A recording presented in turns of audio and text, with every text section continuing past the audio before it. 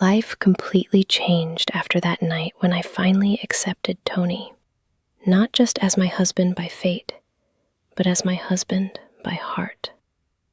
The air between us was no longer heavy with silence. It was warm, playful, sometimes teasing, sometimes romantic. The man who once watched me from a distance now pulled me close every chance he got, and I no longer pulled away. But one problem remained. The world still didn't know I was his wife. The next day at the office, I wore something different. Not in clothes, but in confidence.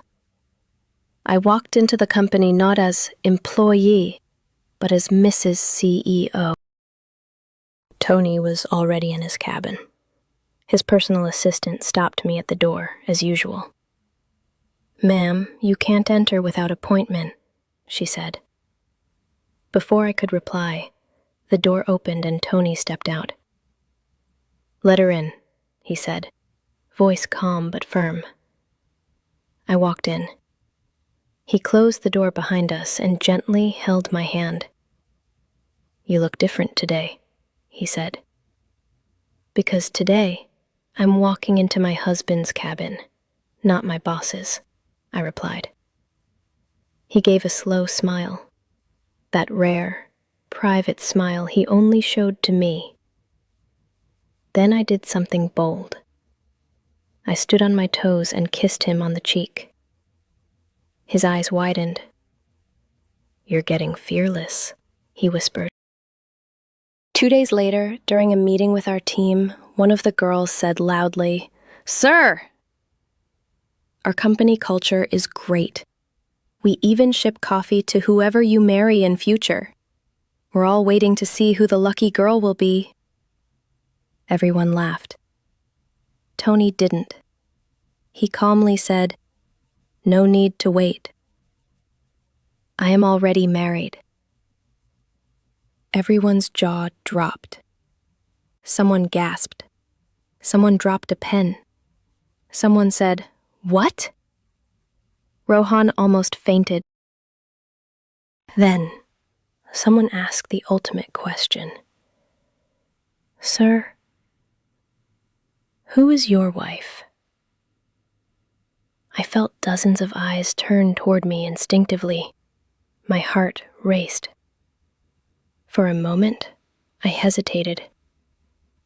Then, Tony looked at me, not asking, not forcing, just silently telling me, "It's your choice now." I stood up slowly. "I am Mrs. Tony," I said clearly. The room exploded. "What? Since when? How did we not know?" One girl whispered to another, "I knew something was fishy. He used to look at her like he would murder anyone who touched her." Rohan just kept staring at me like I had betrayed him personally. Then suddenly, he burst out laughing. "No wonder boss nearly killed me for feeding you cake." Everyone laughed. Tony didn't, but he smirked slightly. After the revelation, office life became chaotic, but fun. One day, during lunch, I was sitting with my team. Tony passed by and casually said, "Mrs. Tony, your lunch is ready in my cabin." Everyone started hooting. "Want, boss. Romance in daylight." Another day, I was scolding one male intern for making mistakes. Tony walked in just to say, "You don't need to shout at small boys." "You only shout at me," I whispered angrily. "Don't embarrass me." He whispered back, "That's revenge for all the years you ignored me." One evening, I came out late from the office because I had a report to finish. I didn't inform Tony because I thought he would understand. But when I reached the parking area, I found him sitting on his car bonnet, furious. "Why didn't you pick up my calls?" he asked. "I was busy," I said. "You could have sent one message," he said. "I'm not your servant to give hourly reports," I replied. He stood up angrily. "You are my wife." "Your safety is my responsibility," I snapped. "Not everything is about control and possessiveness." He went silent. His face fell.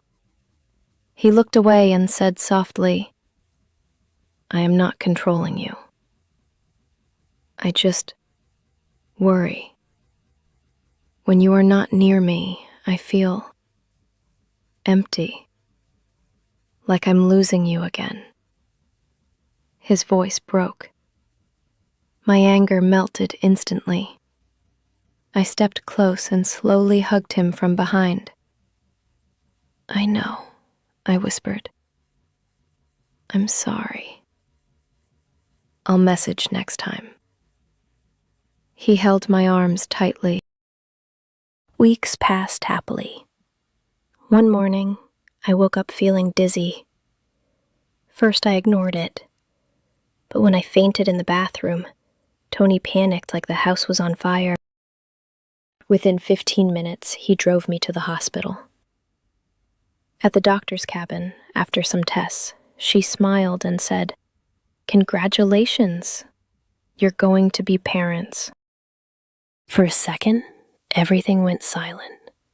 I turned to look at Tony. He was frozen. His eyes went wide. Then, he slowly covered his face with his hands. His shoulders trembled. He was crying.